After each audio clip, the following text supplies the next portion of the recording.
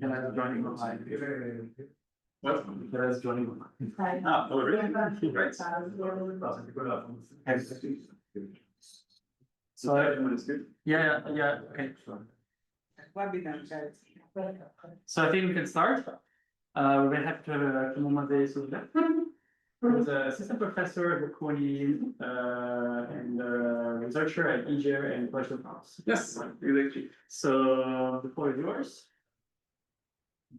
Do everything in an hour, questions included. Okay, thanks so much, Francesco, for the invitation and the introduction. So my name is Clément. I'm working at Bocconi. I'm in the finance department, though I don't do much finance, it's a bit of a mismatch. Today is one of my only finance papers that I'm going to present, and it's part of a broader agenda in which we try to understand how different economic agents, government through regulation, consumers, workers, shareholders, can discipline firms and drive them to act in a desirable way. And here we're going to talk about environmental sustainability. And so we try to understand which channel works actually and how those channels work. The paper is entitled Some Like Pot Bank Depositors and NGO Campaigns Against Brown Bank, and it's co-author with Jean-Stéphane, who is at Banque de France. So that's why we have access to a lot of, so this is the French central bank. That's why we have access to a lot of great data that we use here, and it was at Sciences Po for a few years. So the motivation is very simple. We know that in general, individual investors or economic agents are increasingly considering climate change in their decisions. And one important financial decisions that people take along their life is choosing a bank for deposits or mortgages. And we know that people care about that. There are many papers showing that people care about the financial health of their bank, right? In the sense that I want my bank to be robust, not to fail. And there are some, depositors, right, taking out their deposit whenever they feel that the bank's getting shaky and so on. So this is important for them. What we don't know yet is whether the same people also value non-financial aspects of their banking partner. For example, the environmental performance. So whether the bank is doing finances, polluting projects and so on. And this is exactly the type of question we're going to be after in this paper. We're going to think about, do they react to bad ESG news at their banks? If yes, so they switch to competitors and so on. And then we believe that this question is increasingly relevant. There are more and more information about the bank's performance on those ESG dimensions. We also believe that the younger generation, they care more and more about those type of things, so they take more and more those aspects into account when they need to choose a banking partner. And at Bocconi, in my department, there is someone called Elena Carletti, so she's a super famous banking researcher. She's also head of risk at UniCredit, I think. She's at the board. And so at some point I told her about my paper, and usually she doesn't care much about my research, but then she was very interested because apparently, even in those big banks, they think a lot about that. What's going to be, not right now, but in the long term, the impact of being seen as browner in terms of being attractive to the younger generations. Okay, so yeah, this is what we're going to try to do today. And this is another part of the motivation. Here I'm including some campaigns from French NGOs. So Oxfam, the French branch, Friend of the Earth, Les Amis de la Terre. Here I believe it's my Greenpeace. And so more and more NGOs and environmental activists in general are putting pressure on banks for their brown investments. So not only they name and shame, they will say, okay, Société Générale, which is a big French bank, is doing really bad, is lying on what they claim to do. They're doing greenwashing. Actually, they are financing coal mines in Russia, stuff like this. But they're also pushing further. They're also telling you, look, we don't just name and shame, we also push you to switch to banks that are greener. So this is an example. This is another campaign from Réseau Action de Climat. This is an NGO. And says, okay, if you want to have an impact, you can change your bank. And this is not limited to some NGOs claiming that you can change your bank that has an impact. This is basically newspaper articles from West France, which is like a daily newspaper, one of the most distributed newspaper in France, that basically talks about this campaign and says, what if the first thing that you could do for the planet was to change your bank? Okay. Again, I don't claim in this paper that that has an impact, that changing your bank would have any form of impact. That's what they are claiming, and that's what we're going to look at.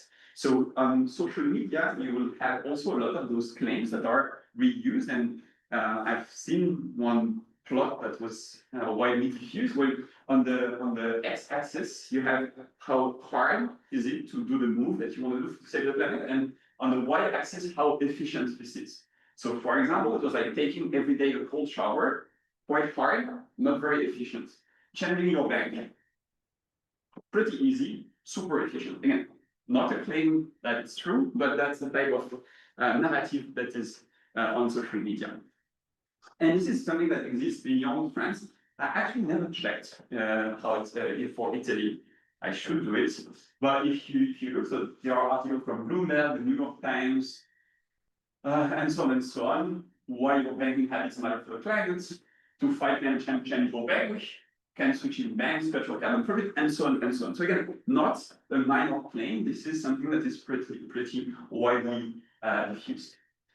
So this is the question here. We're going to study how banks' environmental reputation affects the demand for retail deposits. So literally, whether people will punish banks for being brown. And we're going to ask those two research questions. Do depositors respond to negative green-related news? If they do so, they reallocate their funds to competitor banks. And what is the role of switching costs in shaping this response? This second question might sound weird to you, but it's a large literature in finance, in banking, saying depositors are super sticky. You don't change your bank usually, except if your bank is about to completely collapse, right? Why that? Because switching costs are super high. If you try to move all your accounts, automatic payments, stuff like this from one bank to another, it's going to be a nightmare. And so even though you think it's very important that you do so, you have many other more important things to do. So the banking literature says switching costs are super high, nobody moves in general.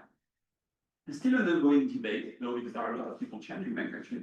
But that is something important. And what we have here in this paper is a super nice policy reform that's going to affect massively the switching costs in France. Yes, you have a question?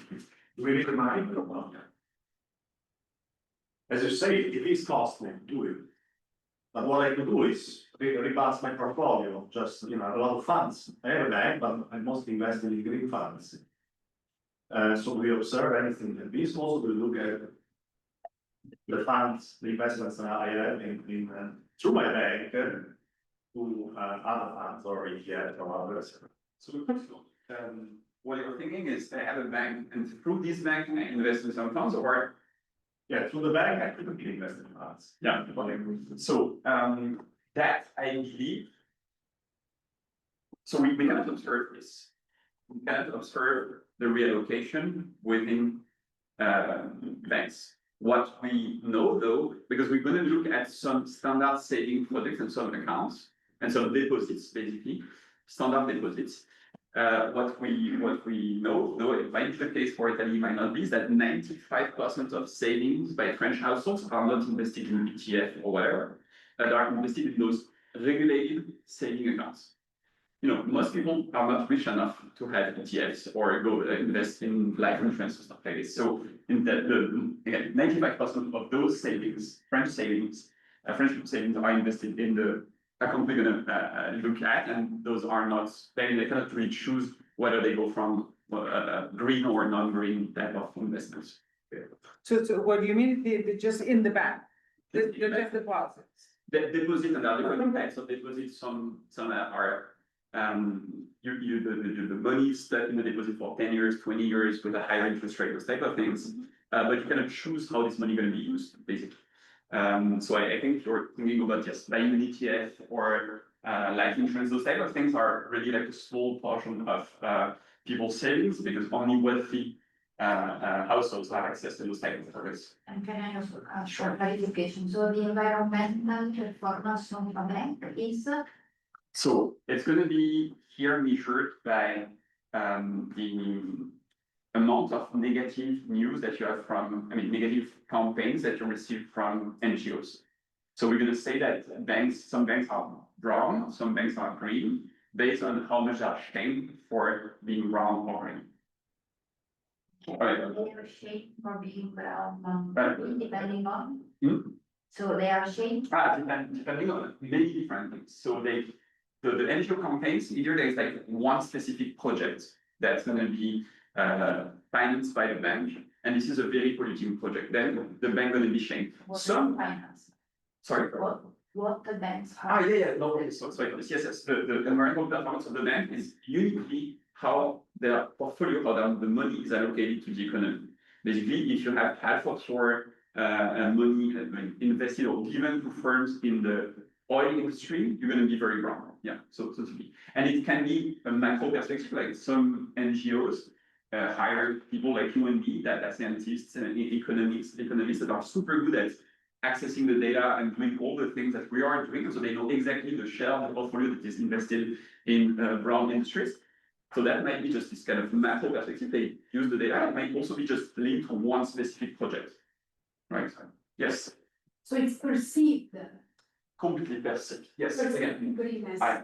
So if you ask me, I really believe that those NGOs are doing an amazing job, because the data they're using are the same. They know perfectly true cost data. They know all they are extremely good at measuring that. Some people might say that they're not that good, but that's what they claim. They will say you're wrong. They will do for rankings. So here is one example of this of Greenpeace showing the amount of financing and investment in brown industries for different French banks. So that is, their calculation, their data, right? And that's what they're going to claim is true. And you don't have access to the data, We have access to the data. so you can actually track, build other measures, sorry. So you have access to the data, so in theory, you can also check whether the shaping is very strongly correlated with the. Yeah. You can have situations in which a newspaper, because the campaigns are one thing, the amount of space that they receive on newspapers is a different thing, right? So there is a filter in between. You are in a situation where the news cycle is slow, they don't have anything to say, they may pick it up, otherwise not. So you probably can also check. So that's something there are two questions here. The first question is whether fact checking what NGOs are doing using my own data. It's not in the paper. I just know that I've checked that, and I really, really believe that NGOs are doing a good job. We don't show it in the paper. And to some extent, I don't even care about that, because I guess, I just need NGOs shaming some, and to see whether people react to this information. The information might be wrong, but I care about the reaction.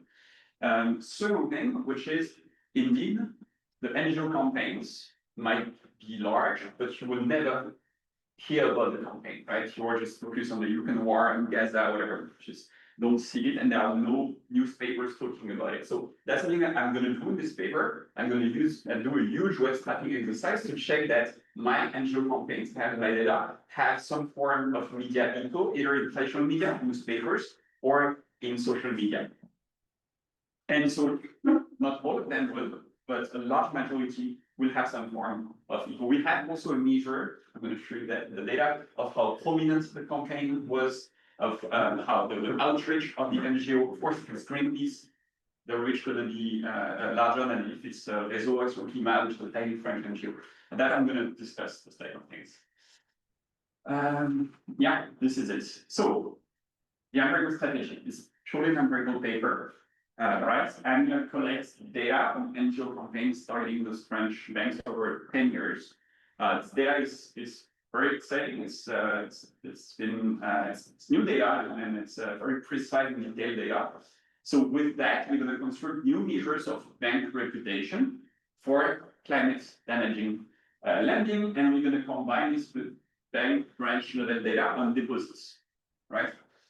The anti-engagement strategy, so we need those shocks, and we also need some shock on the switching costs.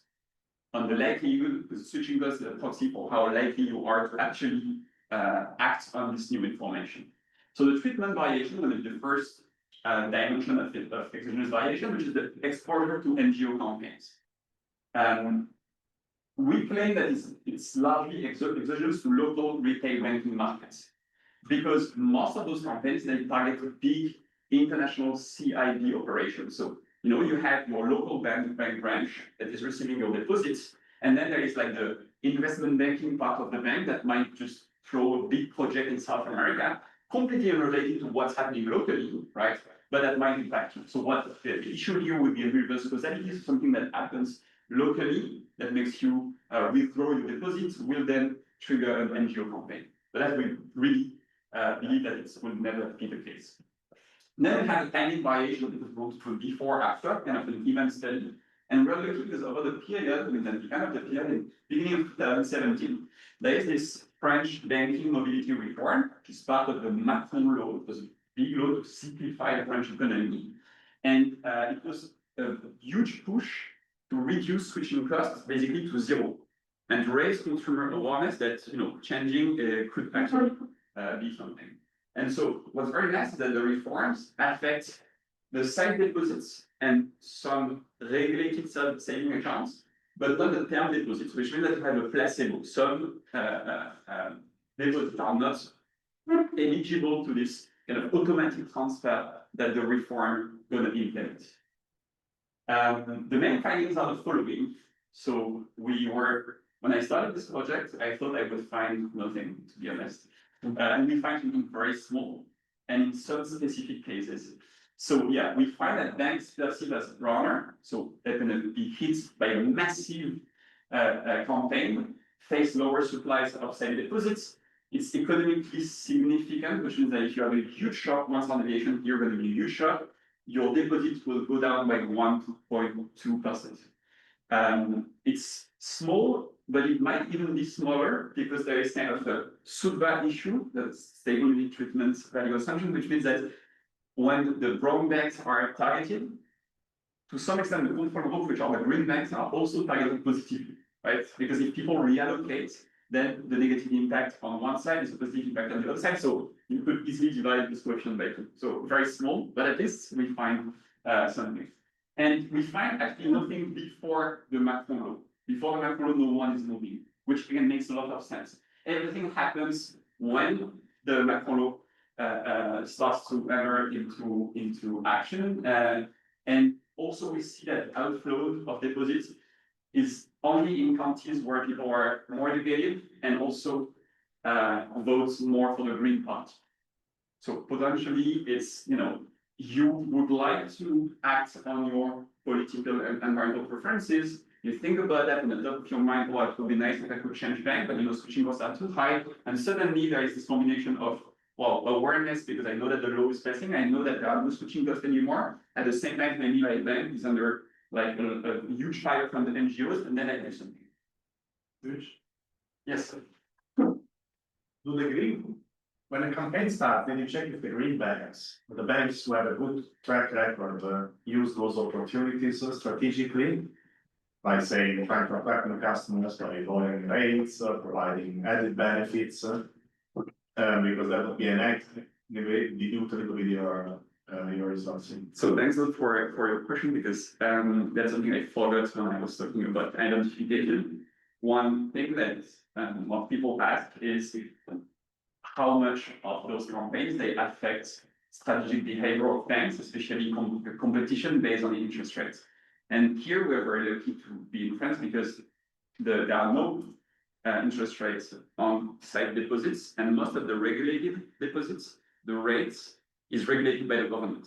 So the French government says it's going to be 2.5% on all the livret A, for example, which is the main saving account for French households, and banks cannot do anything on it. So you can actually fight on this. What you could compete on are the fees. So I will lower the cost of my credit card, debit card. That we capture, that we have a variable that is basically measuring the total interest rates, so interest plus fees, and we control for it. What I was thinking about would be more. So the first part of my answer, the second part of my answer is that we don't really look at green banks in this paper for the following reason. At the beginning of 2010, there were very little banks that would actively claim we are green. Now there are much more banks that are labeled as we only invest in green activities or industries.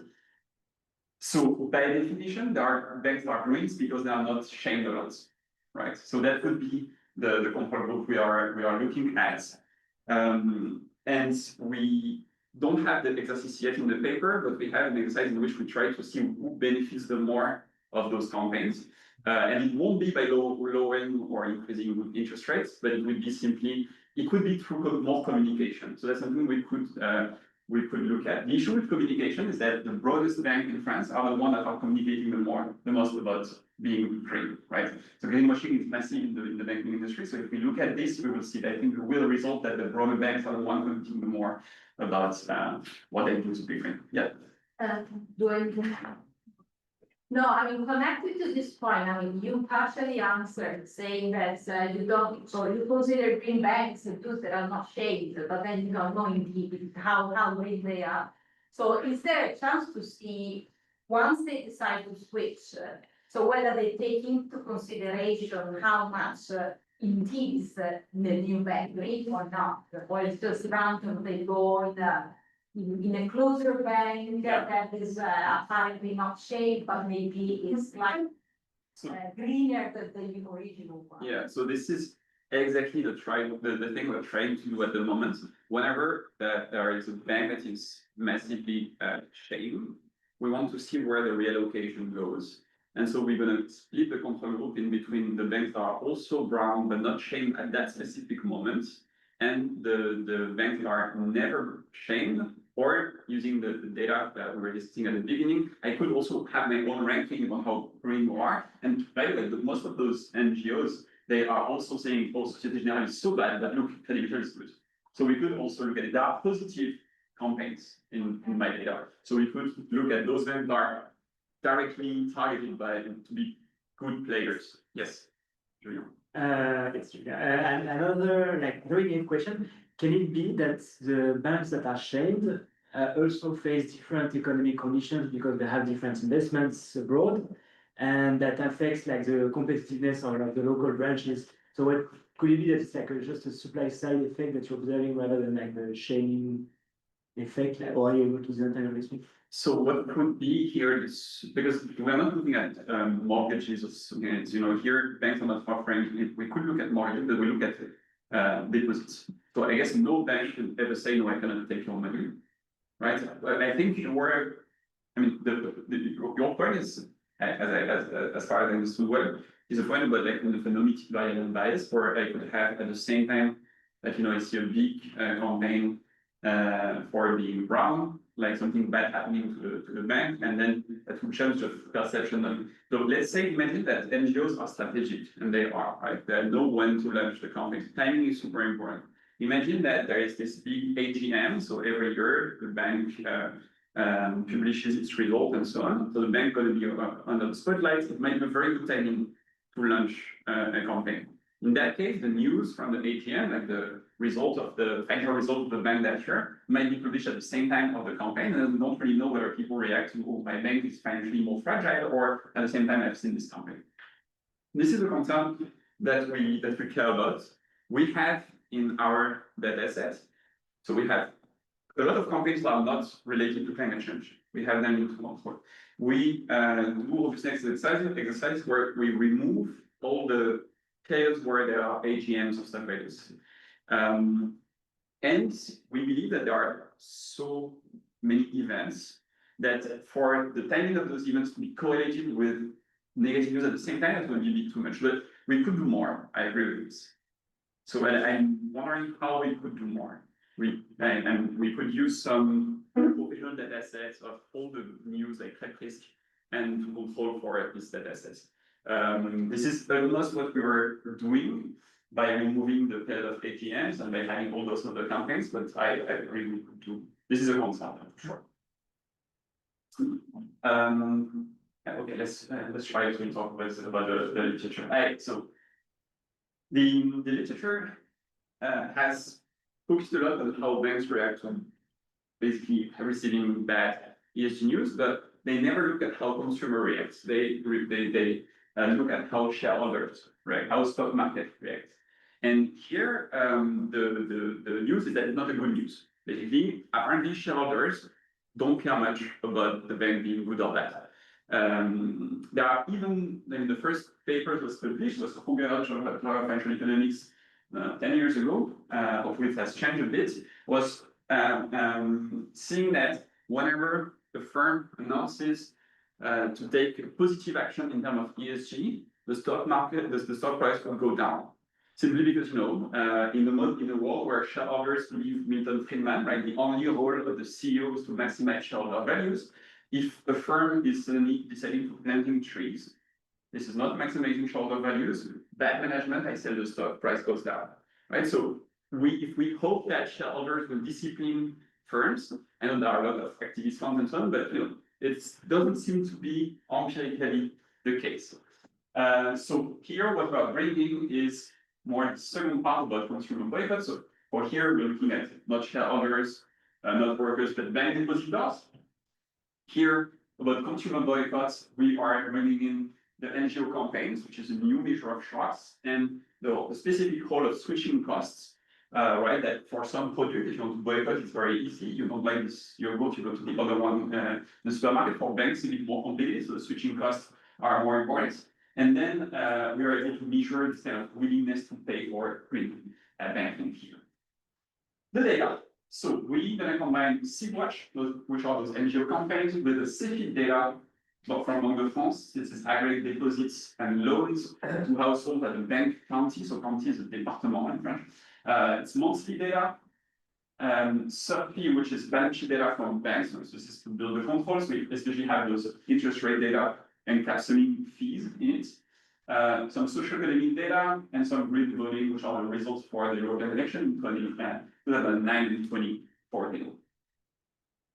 Seawatch data. So Seawatch is basically a private firm, consulting firm, that is constantly screening the web to spot scandals, buzz, campaigns about some firms. And then firms are basically paying Seawatch. So Seawatch constantly screens the web for them and tell them, look, there's a bad campaign coming, you should be prepared, right? So they basically have all the NGOs campaigns and so on, and they will advise corporations on how to best engage with those activist groups. I don't know really why, but someone at my School of Economics convinced the CEO of Seawatch to give the data for free. So we have all the data. So we have all the NGO campaigns here. NGO campaigns can one communication of a series of related communications aim to achieve a specific objective of the NGO or a coalition of NGOs. The big ones, most of the time, a coalition of NGOs. The big campaigns are also most of the time partnered with big newspapers. If you think about the Panama Papers, Panama Paper was a consortium of journalists and newspapers, but also NGOs. The reason is, as I was telling you, many journalists are very good to write stuff and to reach out to people, but they don't really have the time or the skills to really crunch the data. And those NGOs are actually super good to do so. So they team up to do basically the research and then to give visibility to the research. What we're going to define as a campaign alert as a campaign is an individual observation that was specific campaign and specific targeted campaign. And that there are as many alerts by actions as there are named companies. Sometimes a campaign targets several companies. You might have campaigns targeting negatively some companies, some banks, and positively some others. That's what I was telling you about. There are some campaigns saying, oh, Société Générale is very bad, but look, Crédit Mutuel is doing a way better job. So in that case, we'll have two observations. One NGO targeting negatively Société Générale, and the same NGO targeting positively Crédit Mutuel at the same time. So we have the exact date, and we also have kind of qualitative assessment that are done on the sentiment. So for this, we also verify that job. We say manually assess the sentiment. So we ran all those NLP technique, which ChatGPT is very good now to do so on the text of those campaigns, and it correlates very well with the sentiment. The prominence component is how big is the campaign, the NGO outreach, so how big is the NGO, and some information on the campaign content. So we have the main issues, what's the campaign about, and the web link to the campaign. So here is an example, still Friend of the Earth, and so they talk about one campaign targeting Société Générale and pushing for boycott, because Société Générale was financing, they were announcing in March 2018 that it was starting to finance two big fossil energy projects, the Rio Grande LNG terminal and the Rio Bravo gas pipeline in Texas. So this is, to go back to your question, this is one campaign that is not driven by, oh look, a large share of their portfolio is dedicated to brown energy. This is a campaign that is linked to a very specific project, right? So basically, when you have this in SigWatch, it's registered 5 days later, the 28th of March, when the campaign was launched, the 23. It's a very negative sentiment and high prominence. So this is the type of data that we're going to have. Then we're going to clean this data. We're going to have campaign selection. So we have campaigns targeting only French banks related to environmental and social issues, even though we keep the other as control. And campaigns run by at least one French NGO or targeting the French public, right? If it's a French bank that is active in Bolivia and it's a Bolivian NGO really having a campaign in Spanish targeting Bolivian people, we don't skip it because we believe that people in France will not be aware massively of it. And then we sort campaign, again, through textual analysis into ES topics. So we have pure climate change, so fossil fuel related words. Other environmental is going to be deforestation, water use, animal welfare, and other social issues. And then we end up with 361 negative campaigns, among which a majority are related to climate change. Then we have the deposits. So we have deposits and loan outstanding at the bank account level for the same period. Only banks affiliated with the 7 largest groups in sorry. No, what is that? Can I just ask you, in the previous slide, you said the targeting 9 banks, brands, Yes. right? So, do you have an idea, perhaps you already said, if I missed, how many there are in France? How many? 9, is it all of them, the majority of them? So this is my bad. This I shouldn't talk about bank brands here because this is a concept we define later. We gonna have much more than 9 bank. No, I agree. I just, I expected that, sorry. The point is, how much is 9 with respect to the total that you have?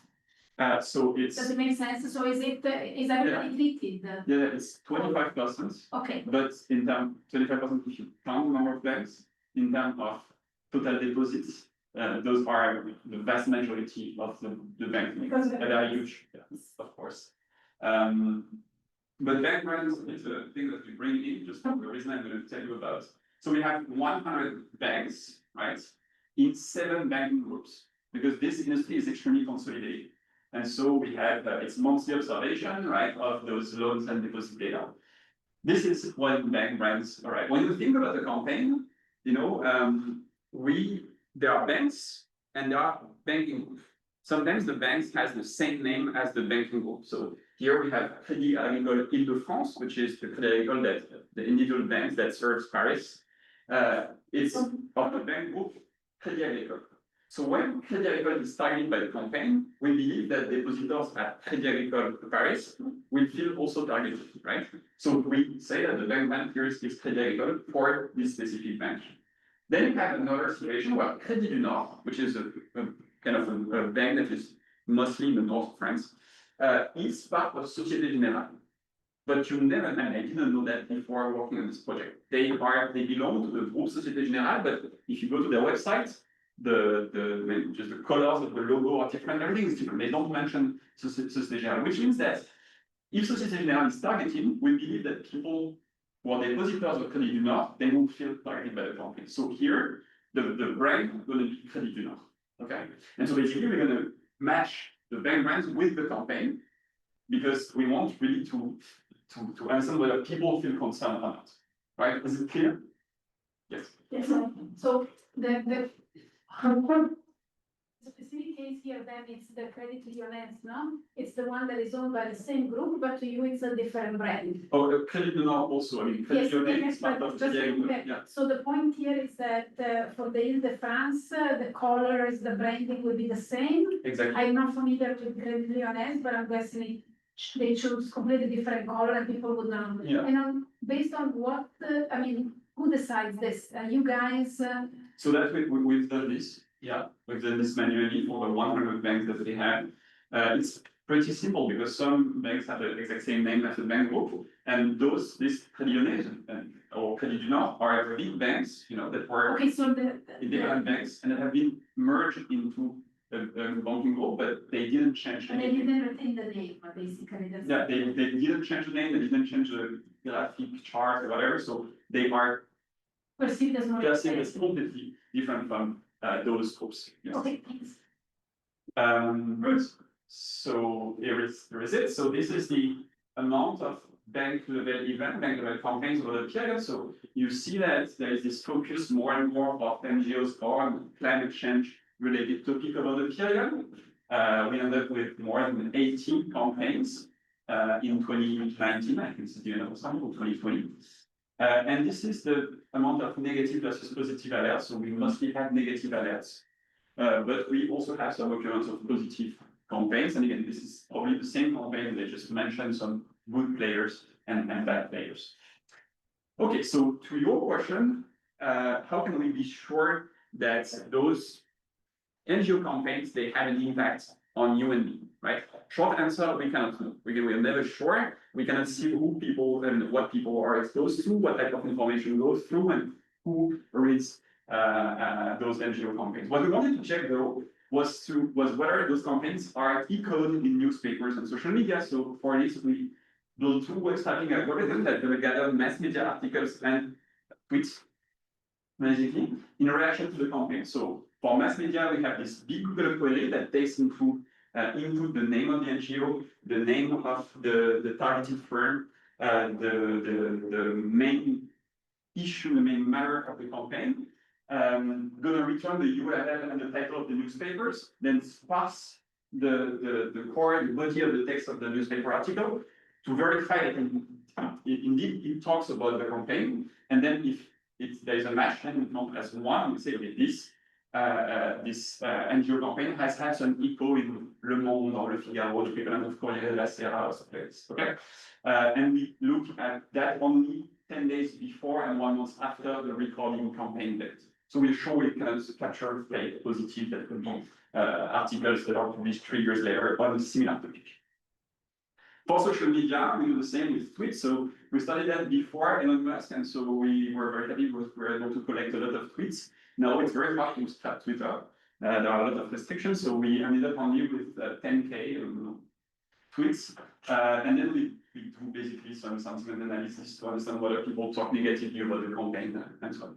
Okay, so basically we are able to classify campaigns into campaigns that have zero echo, campaigns that have echo in social media, echo in traditional newspapers, and echo in both.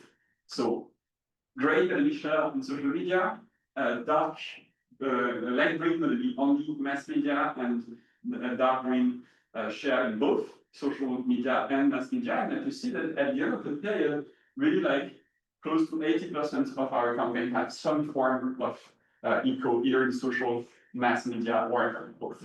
So this is one thing we try to do to convince you that, and convince ourselves that indeed those NGO campaigns, they have an impact. Of course, I cannot be sure that people read and have this information.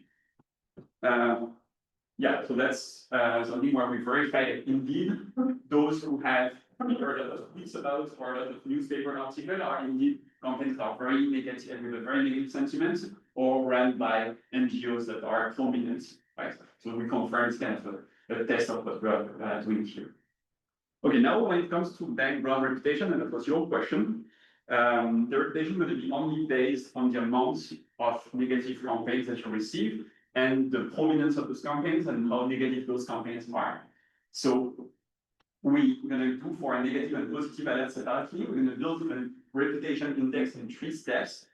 we follow some research that has been done on reputation and so on. So what we start with is first for a specific campaign, we normalize the sentiments, the prominence, and the reach of the NGOs, and we just have one alert specific impact score. So it's 0 if the sentiment is not very negative, if the NGO is very small, and if the campaign was not prominent. It can be 1 if all those things are to the maximum. Very negative campaign, very prominent campaign, and very famous NGO.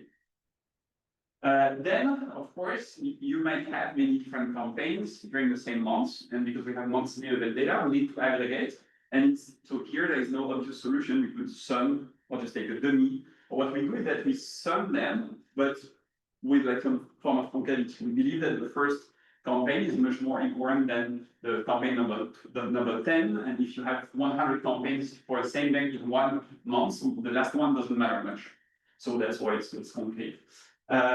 We do a lot of robustness for all those assumptions, of course. And then we need to take into account past campaigns. Of course, we believe that people have some memory about what happened in the past. So here we follow this literature on memory decay, Kahana, and those type of guys, and they say, okay, people tend to remember better what happened yesterday rather than 12 months ago. And so memory kind of fade away and decay with an exponential form. So that's what we do. So we're going to sum over the 12 last months all those monthly reputation score, but we're going to give more weight to the one of this month compared to the one of 12 months ago. Okay. We, of course, bring a lot of obviousness here. We change the memory parameter, how much I remember back in time. We also just use a dummy as if people were forgetting. I remember what happened this month, but next month I already remember. So basically, those complaints, they accumulate, but at the same time they accumulate, people forget about some of them. So this is the type of dynamic for our brand reputation index. It's just slowly goes down, and there's a campaign, and it goes down, there's another campaign, and so on. So you see that here, banks, some of the banks are always under some form of scrutiny. Those are the big brown banks in France, and some of them have sometimes a little campaign, and we have also a lot of banks that have 0 campaign. This is all the robustness. So there's with no memory, you have just a dummy, and then you have 1 month, 3 months, 6 months, 9 months memory. So that doesn't change our results. If you know more about how memory works and how to find a better way of modeling how people will remember those type of things, I would be super happy to have a lot of robustness in the paper. Do I have? I need to speed up. Okay, so second thing, once we know which bank is shamed and isn't shamed, we need to have this chart on switching costs. And what's very nice is this Macron law. So basically, Emmanuel Macron, when he was Minister for Finance, has this idea of creating a law that has his name to simplify French economy, to make everything more fluid and more simple. And so the idea is that in this law, he introduced an automatic and free bank account mobility service for households. That was the idea when the law was adopted, and the law entered into full effect the 6th February 2017. So how does it work? Basically, it's reducing switching costs and what we can call consumer inertia in the retail banking sector, aligning with the best practice in other markets. So, for example, portability of your mobile number, you can go from one operator to another without losing your phone number. And so basically, the mandate was the following thing: the receiving bank. So you go to a bank, say, I want you to be my new bank. This bank has 20 days to transfer everything, your accounts, direct debit, credit, and so on, with your former bank. You don't do anything. You just open a new bank account, and they do everything for you in 20 days. Before, you had to do it manually. You had to open a new bank account, but also close the other one. And whether try to close manually bank accounts is just super annoying. Transferring all your debits, and of course, the subscription to Netflix that you forgot about, and you just canceled because you didn't transfer it. Here, no problem anymore. So we believe that it's a shock on switching costs and also on consumers' attention to the type of matters. This is an article from Le Monde, and it says the starts are promising for the Loi Macron. The switching rate for banks rose to 2.5% to 5.5%. The mandate, so the specific disposition of the law was used for 70% of new bank accounts created. And in the specific year alone, more than 1.2 million of bank accounts were switched. One thing here, of course, is that our results might be driven by two margins. The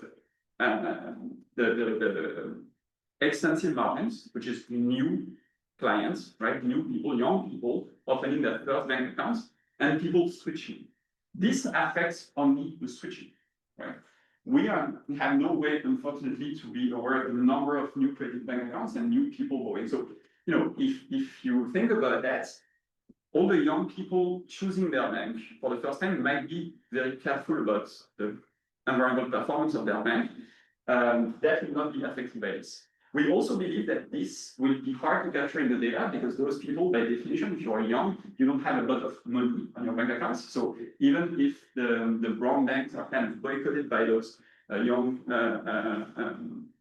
households, we won't see much in the data. What will be most of our effect are people that are relatively wealthy reallocating for their need. Of course, if there is only reallocation, then the issue about the fitting of the control rule that I told you about is super important. Then we need to divide our coefficient by 2.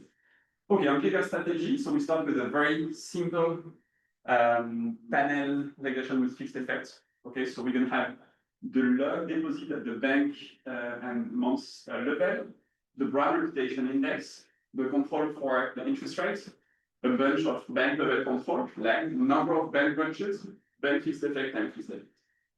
Okay, the expected sign is beta should be negative. This is not well identified, of course. We could have some form of reverse causality, even though I really believe that those campaigns are driven by what the CIB is doing and not what's happening on the local markets. But still, and we could have some form of omitted variable, like other shocks happening at the same time affecting this. Yes, Just a question about the control group. What is the control group? Is it like the banks that are not affected by shaming, or the banks that have, all the banks that have like a different name than the brand? Like, yeah. This is panel regression. There's no proof. Okay. This is a continuous variable between 0 and something very high, and it's going to fluctuate. So the identification comes from the time variation. Okay. We're going to do a different diff later on, and I'm going to tell you about the proper control group in that case. Of course, I will have the second part, it's more interesting, in which we interact this broad reputation index with the first coefficient, which is being after the reform, reducing the switching cost. And so this is what we observe. That's the overall impact for the whole period. But when we look at column 6, which is when we introduce this interaction, all the effects comes after the reform.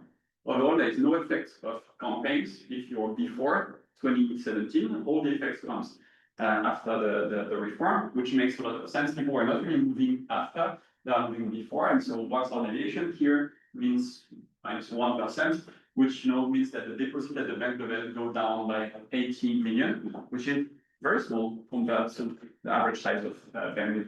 Again, not very surprising. This is if we plot this negative coefficient by year. This is not an even study, we're just plotting this coefficient for every year, and you see that before 2017, nothing happens, but the bulk of the effect is after. Can I ask you something here? Yes. It's also the time of the Fridays for the Future campaigns, everything was becoming so, it's on 2015 that there is agreement in Paris. So it's exactly around the same time where discussion of invent problem. Can it be that, could be switching costs, but it's also that those campaigns automatically became more visible because people attention for just consumers, and exactly more or less coinciding with that period of time that ended just with COVID. So I agree. Here, Paris agreement is here, right? And this is the coefficient we drop. So we could imagine that this coefficient, if we drop another one, could be here, and then it could be, yes, it's not really switching cost, is this global attention to this matter. I believe it's the case. I believe there are more attention to this. And if you remember the number of climate-related campaigns, also like spikes at that moment. So for sure, there are more campaigns, and campaigns is supply and demand phenomenon, right? If people care a lot about that, NGOs are doing more. I'm going to show you the different leaf that we really use like monthly data around February 2017, that the pre-trend is completely flat before. Okay. So there is at least something that is related to that. I guess that this global trend might capture many things. I agree with that.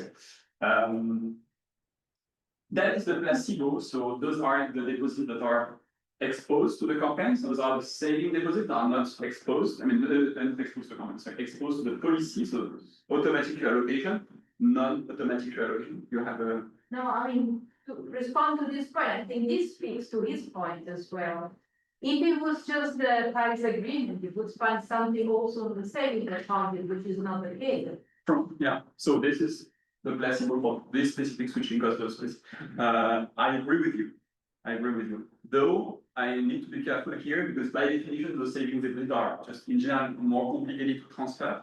So even without the reform, if I want to act on my bank account, I will mostly move those before. So it goes in this direction. I cannot say for sure. I can precisely identify the company here. What I'm going to do later, Wait, good question, but I mean, so they are the same bank, so you keep the saving and the sight deposit at the same bank, but so you don't switch to bank, or is it like you have the savings bank, or it's a different type of accounts, or is it one account, but you have different, but you measure all the deposit? So basically, if you do this for those saving deposits, you could also manually move them. But if you're a bit lazy and you just use the mandate, you will still have your old bank for your life insurance, for example, right?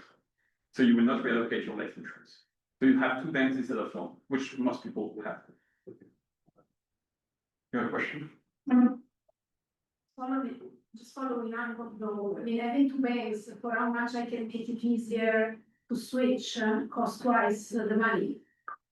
So in a certain sense, you're already taking off the table reactions, people who are, I'm trying to understand the link between how reasonable it is to think that somebody would leave the savings in one bank and move the side deposit to somewhere else. Like I can imagine, for instance, having people choose a specific bank for a lower interest rate on a mortgage, that would be me, which now has to handle two bank accounts and they drive me crazy. But the point is, with the savings and the site, it seems like I want to understand if the savings are movable enough, that it's a little bit weird to think that they are good control. You know what I'm trying to say?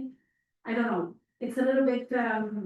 So I mean, again, here, there are some saving deposits that are eligible also, and there are some saving deposits that are not eligible. So here in side deposits, we also have this wrong name with the column. It's like all the deposits that are eligible to the. Okay, now it's clearer. And the thing is that if you move to switch them, but you still have this life insurance in your former bank, at least your current account is closed. You don't have a credit card anymore, so a lot of fees that you were paying to this bank, you don't pay them anymore. You just pay the fees related to specific saving accounts. Okay, that's just the information that I think I needed, but perhaps then the name. Yeah.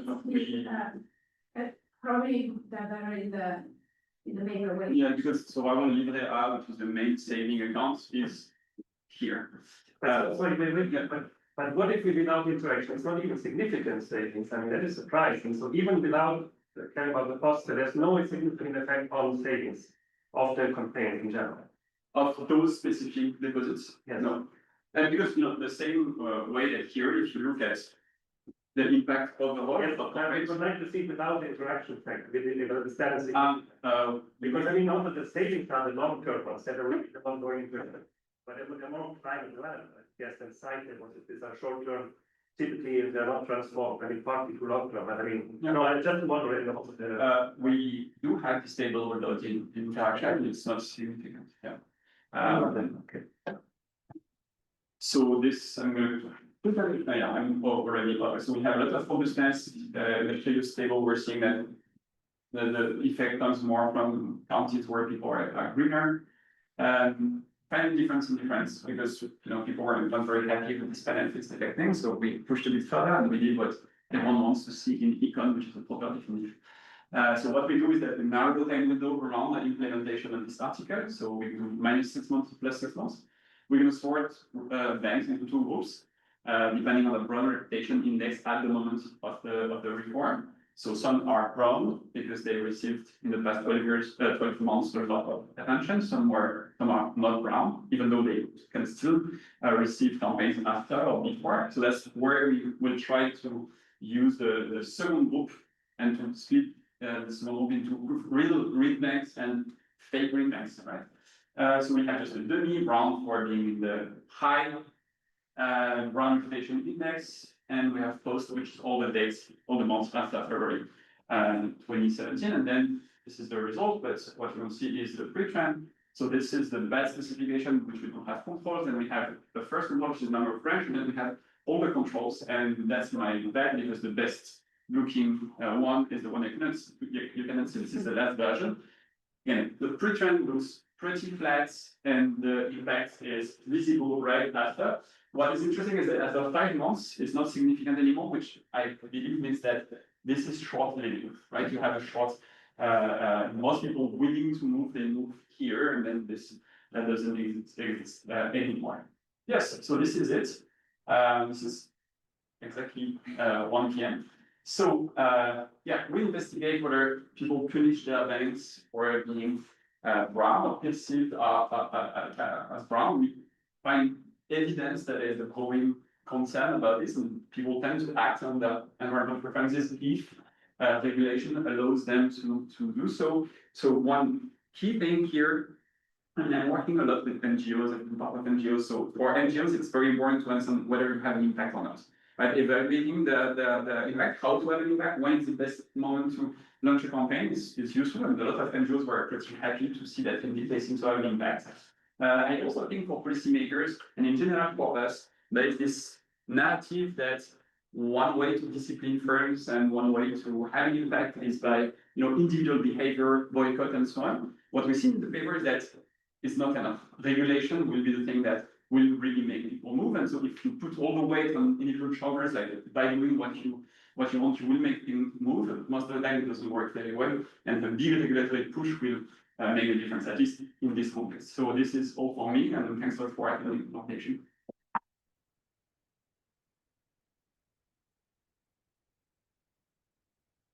No questions for our online. Sorry. So you started off by saying that you find a small effect, but arguably a small effect is depends on the fact that the policy makes some of the savings subject to the policy and some not. Because even if the law was written in such a way that those could become, I mean, it's very good for your identification strategy, so I'm glad they did it. But the long run message that perhaps it would make sense to think about this longer term and shorter term. So I guess you reason on that. And then the second is just a comment. The second point is, do you have any way to identify whether, okay, you don't move the savings because they are, so the point is not that the regulation, the law actually only helps, it actually takes away value. Because what you're seeing here is the fact that you're stuck with something that you chose a long time ago, and because of the switching costs. So lowering the switching cost, I think, is the key angle here of the policy, not so much whether the policy is in there or not, because as you see. Yeah. And the point is, do you have any way to check? I think it would be interesting on whether the growth rate of the savings that remain in the banks that are not switched gets lower as well. Like, okay, I may not move a life insurance, but I come into some new money, and then I don't add it on the existing policy, but I add it somewhere else. And do you have any chance? I probably not for the data you have, but it would be interesting to see whether you keep being stuck with what you have, but the new money that you put in may change. And I guess this depends on what savings means. If you have a life insurance, it's one thing. If you have a pension accumulation system, it's another. So I don't know about that. So thanks for this question. I believe that part of this effect, which is the intensive margin, where the new money flows, is captured in our coefficient, because even though you're not opening a new bank account, you will channel your money to the new bank and not to the previous brown bank. So this is what we would love to do is to be able to exactly disentangle this pure intensive margin, because it could also be that I already have two banks, right? Bank A, bank B, for some reasons. And, you know, because of, I'm lazy and I was always paid on my bank account of bank B, which is the brown one. I never did anything, and then suddenly there's a campaign, and for me, it's really easy to reallocate where my money goes. I don't have to open a new bank account, I already have this new bank account. You Right? could not capture this year, So- so you're looking at switching, right? No, we would, so the switch in the campaign would not have an impact on it. The policy would not have an impact on it, but our coefficient, beta, will capture part of it. What we would love to be able to distinguish this intensive margin from the extensive margin, which is the number of bank accounts. Unfortunately, so far, we didn't manage to understand whether Banque de France has this data or not. It would change our life because then we would have to be those, we could see those two margins, yeah. Thank you for your presentation. Yeah, actually, I wanted to ask about the number of bank accounts, because right now, I mean, it would be weird, but it could be that they put less money, but they still have the account. And then, I don't know if you can distinguish, but can you isolate the livret développement durable? So the LDD, no French. Good. So the LDDS, so there is one specific saving product that is regulated in France. It is called LDDS, or Sustainable Development Savings Account. This is part of the account that is eligible to the reform, so the switching thing. We should be able to see this specific account in particular in the data. And we haven't thought about that, and this is an excellent idea, because we could see whether people try to, I thought we were get more, also they have money to this. Though it's like 12K. Yeah, also, I learned that it's kind of fake, so Okay. I mean, it's not super controlled. I don't know that. But I mean, But it would be interesting because Yeah, I from agree. the name, maybe I would think sure. they are doing something bad or That's something. absolutely. Maybe not. I mean, they will not be able to invest in proceed. I Yeah. guess it's a minimum requirement. Sure. Thanks a lot, very interesting, so I come over the time, very quick, curious question, you mentioned the Philip line in the crew, I mean, which really started this discussion, which is still, I mean, a lot of the things is uncertain on this, how to understand, the interest rates are lower, or is it because the demand is lower, etc. So, we have this strange finding, did you by chance look at the because your variable is very nice, but impact on these French equity prices? Do you find an effect just on, I mean, it's great to look at consumers, but can you replicate also the result of these findings on? So that's Not easy to do, I guess, but. yeah, I mean, when I started this project a long time ago, I wanted to open the paper with a replication of Kroger. So Kroger, the first paper says, I look at stock prices and a window of a few days before, after the event, the negative event. He doesn't use NGO campaign, but something that is a bit similar. And he shows that there is a negative reaction of shareholders, investors, basically, for some types of events, even when the events are positive. That's the thing. We try to do it, and the issue is that a lot of those banks are not listed. So we don't have stock markets data, and the other big banks that are listed are so global that the NGO campaign apparently is not enough to move the price. So we decided to not use it as an opening of the paper, and to focus on. This is also one nice thing about the NGO campaign and what we use that to talk about depositors. You know, and there are many professional data sets for financial news that most of those papers they use because they think about how investors, analysts will react to those shocks. And investors and analysts are super well informed. They read Bloomberg, they read red risk data and so on. You and me, we don't read Bloomberg. We are not. We don't have a subscription to red risk. So what we are exposed to is mostly as a source of information: newspapers, articles, social media, and NGO campaign. That's why we use it, and so we're not that surprised that it doesn't move the stock market price. No, Have a good day. just One last one, you talked about mostly individuals here for families, right? And I was wondering that now you're talking about investors, which are exactly the opposite. In the middle, you have a bunch of like small, medium-sized enterprises who I guess I'm not familiar because also their bank accounts, not necessarily for investment and stuff. Are you able to look at whether, you know, not necessarily the big firms, but the small firms are, or I'm sure that these are private money by people, or could it be, you know, as a small time owner of a shop or whatever? Here, the CFIT data that we are using is only households. I actually don't know whether the same data, I guess yes, but I don't know whether the same exact data I think is for SMEs. We could replicate the paper, though the reform doesn't affect SMEs. And if households are not moving, I would believe that SMEs are even, maybe some SMEs in some sectors might move more, but you know. No, it's just interesting to see how much of the money we're talking about, what's the percentage of household versus small firms, SMEs that, you know. Yeah, I agree with this. I actually, I don't know whether the data exists. I'm sure it exists though. Thank you so much.